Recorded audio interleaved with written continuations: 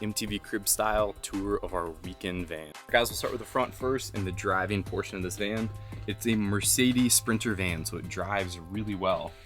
For as big as this van is, it is really easy to drive. It maneuvers really easy. The turning radius is great. Something else that's really nice about this van is the seats come forward and they turn back around.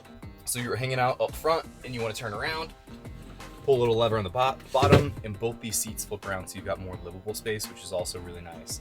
So either your passenger can be hanging out up front with you driving, or if you want, we've got a table back here also that flips around. You guys can eat dinner with up to like 4 people in here fairly comfortably. Lever here.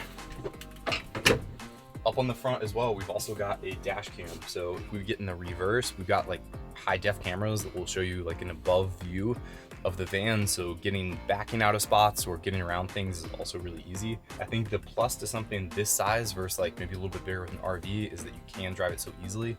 I think if you're comfortable driving a car, you wouldn't hesitate driving one of these. It doesn't feel like you're driving a big rig or anything. It is just really simple. So moving back around here, we took it off just because it made it a little bit more livable for us, but we've also got a table that sits on this arm that can kind of swing around out to this side, or it can be a workstation on top of the little seat that we got here. We took the top portion off just so that it can sit behind the seat and gives us a little bit more room to kind of live in this thing, since we're going to be in it for about a week or so. This thing does have AC, or did have AC. We'll get to that in a second. And it's got heat as well, on top of some fans. Like up top here, we've got a fan that you guys can open, turn on the electric, and it'll kind of blow out the heat. So if the van's not running but you want to cool it off, it's a good way to kind of pull some heat out. And we've got a kitchen set up over here, which there's a cutting board on top of the sink, so you've got some counter space. If you actually want to use the sink, you can remove that, and you've got a water drain and running water. This thing will also move out of the way.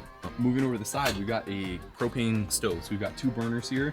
Both those work individually. So there's a propane tank on the bottom that works the stove. We've got some drawers underneath that there's quite a bit of storage. We've got some like little soap dispenser, like a typical sink here, and 3 drawers below that has quite a bit of storage. Moving back, we've got storage up above as well, where we got some snacks in there. Don't look at that. And we've got a microwave right next to it. So it's pretty small, but if you wanted to bring some food that you could just heat up, you've got the ability to do that. And then we've also got a fridge right here as well. So you do have an actual fridge that does run off the van. So if you want to do like a grocery shop, you've got the ability to do that. Leave the van, go out, hike, do whatever you wanted to do. Coming over to this side, this particular van also has a TV. I think you can get satellite for it. We haven't used it. I don't think most people probably would, but if you had kids, that could be something that's really nice. Beside that, we've also got some storage that runs through this cabinet here as well. And then coming back this way, we've also got a bathroom. And I'll show you guys this here in a second. But inside this bathroom, we've got a fully working shower as well as a toilet.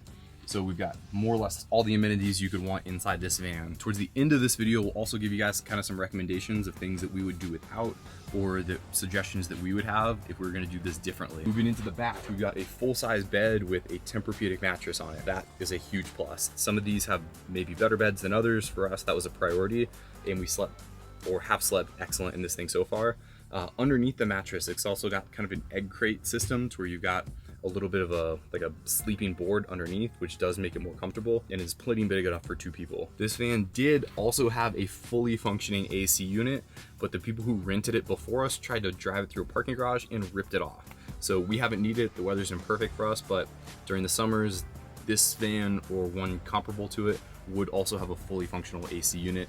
Right now, we've got a non-functioning skylight. It's more or less what that is. Coming around back, we've got what is probably mostly used for firewood storage, so you guys can put whatever you wanted. In the back here, we've got some firewood. We've also thrown like our hiking or dirty shoes in the back, just so we don't stink up the actual van with those. Then coming around back, we open this up. All of the openings, so if it's the back door here or that side door, has this netting that either rolls up when you can get it completely out of your way, or you can bring that down, either let some airflow through, but also keep the bugs out.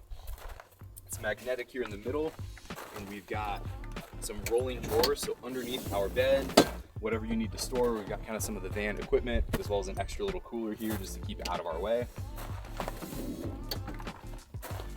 Same thing on this other side, we've got kind of some extra water, some snacks and stuff. There's another one of those that rolls all the way out as well, so this thing does have a lot of storage. Those particular things I would say are pretty awesome.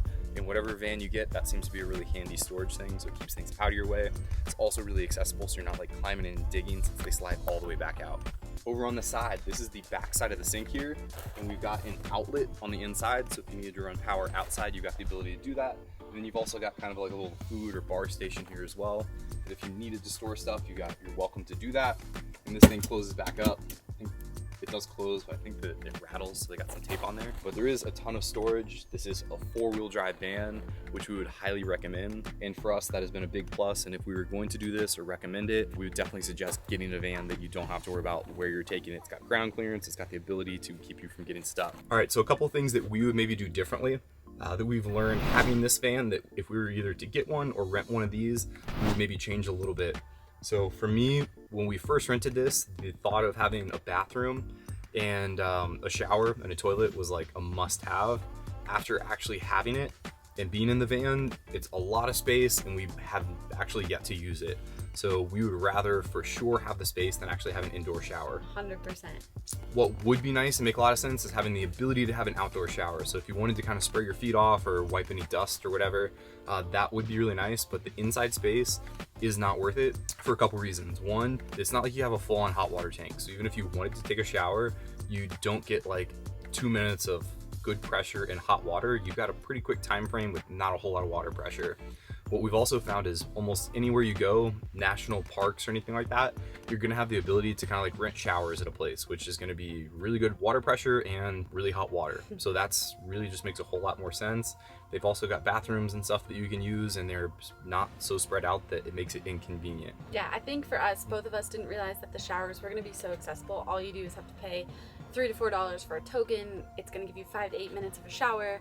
There's bathrooms everywhere. It's all super so close to the park system. So that's what we've been doing instead of trying to cram into this. I barely fit in this, so I know Patrick has a hard time fitting in there.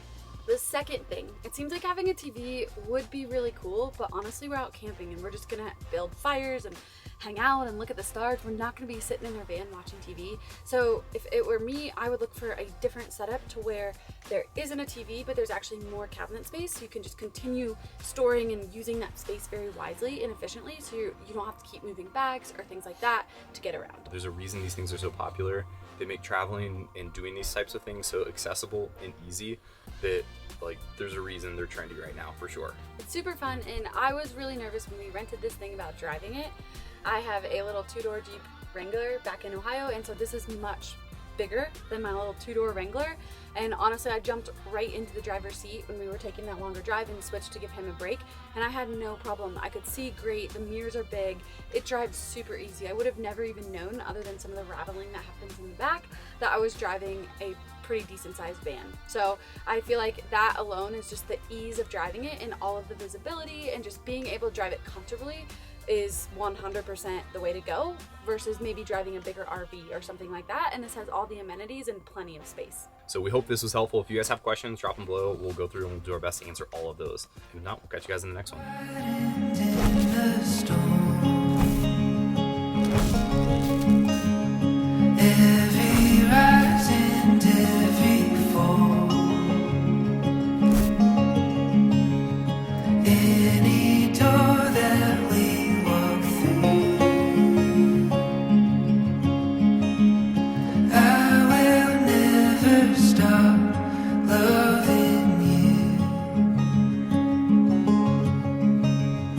Every path